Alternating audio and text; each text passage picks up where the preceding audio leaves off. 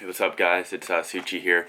I know you guys don't normally like see my face, but I'm getting a lot of comments and like I read them every day on my videos, and I decided to do like a Q&A since people were requesting for it.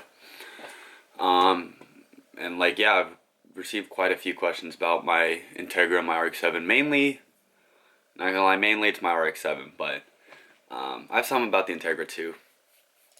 Alright, so the first question is, thanks for the extra long video. If you had a different daily besides Integra, which you mentioned had more problems than the FD, what would the daily be? Honestly, I don't really care about my daily, like, in terms of, like, what car it is, but I really like the Lexus, the IS250s, and, you know, people are gonna be like, oh, well, you know, those are automatics, like, yeah, like, it's nice to drive an automatic, that's a daily, you know, that's the point of a daily, so it's comfortable. Like, sometimes, like, when I'm in traffic, my Integra, like, oh, man, shifting sucks, man. Like, only in traffic. Like, obviously, like, spirited driving, like, it's fun as shit, but, yeah. In traffic, oh, I wish I had that auto. Alright, next question.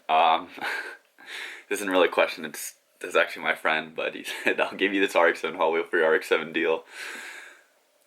The only car I would ever trade my RX-7 for is an S2000. I fucking love S2000s, and if I were to get an S2000, like a supercharged or even turbocharged one that was boosted, I think I'd trade for it. I think that's the only car I'd ever trade for. Alright, question 3. Sleepiest asked, how much do you pay for your RX-7? This is a question I get a lot, like a lot on my videos, and the honest truth is, like, I paid $11,000 for it, running and driving. It did need some work though, like slight work. But this is also in 2019. Now you can't really find an RX-7 that's running and driving for under 15 unless it's completely clapped out. I got really lucky. I am like probably like $20,000 deep now in it total, so I've done like $9,000 into it, both in fixing it and modifications wise. So yeah, you can find an RX-7, but now like shells are like 15,000. RS3 Lee says, hey, when it comes to letting your car cool off, do you have to have your engine on, or just pop the hood, or is it only for roading? If I drive really hard, I'll like leave the engine on for like 15, or like, sorry, not 15, like 30 seconds, and I'll shut it off, and then I'll pop the hood if it's a really hot day. The reason I really didn't do it before as much is because it was the winter, when I filmed all my videos, but now that it's getting hotter, I'm gonna start either popping the hood, or, yeah, just like letting it run longer before I turn it off. So that's a big one. I do have an upgraded radiator. I only have a single oil cooler though. That's the only thing. Alright, question 5. SOVL Remedy says, dude, if you have water cooled turbos, no need for a turbo timer, or cool off. This car's from this car's from '93. I do not have water cooled turbos. Beta Lao says, daddy bought it. JK. Yeah, obviously it's a joke. But there are people that genuinely think, like, my parents bought it for me. No, both the cars I own, I worked for. I've been working since I was like 16. I'm 23 now. I've been working and going to school. Took me probably like 3 years to save up for that RX-7. I finally got it. I had extra money in case like something went wrong, you know. And now it's like, I'm kind of struggling to keep it going, especially with my Integra. Like, things get expensive, but yeah, I did buy the cars with my own money that I earned, that I worked for. So, worked many restaurant jobs. I'm just trying to graduate now. Cassius says, right-hand drive, crying face, laughing emoji. I don't really, like, I don't know if my videos are flipped, but it's a left-hand drive. I have an American I have a US RX-7. I did not import it. It's left-hand drive. Like, it was sent here. It's a left-hand drive from Japan.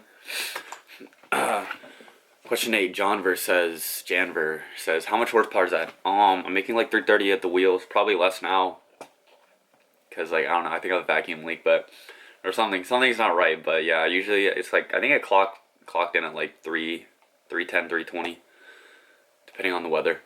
But it's not like the fastest thing, but, you know, it's not like stock power, you know. That's a lot of. And then Omerta says, Classic ricer. I get this a lot about my RX7, and like to be honest, like I don't really like know what rice is, but like at least to my knowledge, like rice would be like something like this.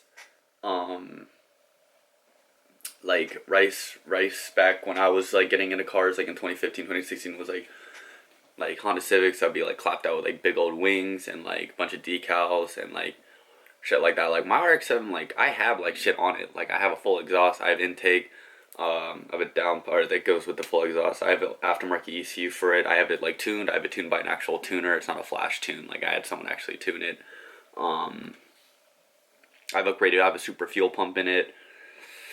Aftermarket intercooler. You know, I have some engine mods. I have suspension on it. I have coilovers on it that aren't eBay. I have works on it. Yeah, like I don't know like what about my car would be rice, but I mean that's all opinionated. Like I don't really give a shit if someone says my car's rice because it's you know, it's up to someone's opinion like what they think rice is. But in my opinion, it's not rice. But that's just from my own definition. And then Joshua Long says, say you couldn't go wide open throttle in the video and clearly playing faster than real time speed. Don't need to prove nothing, man. RX-7 is a wicked car, but they aren't fast in stockish form. Well, not as fast as people expect anyways. Cool car, man. Be real. I'm about to show you guys a clip of the original video that this was posted on.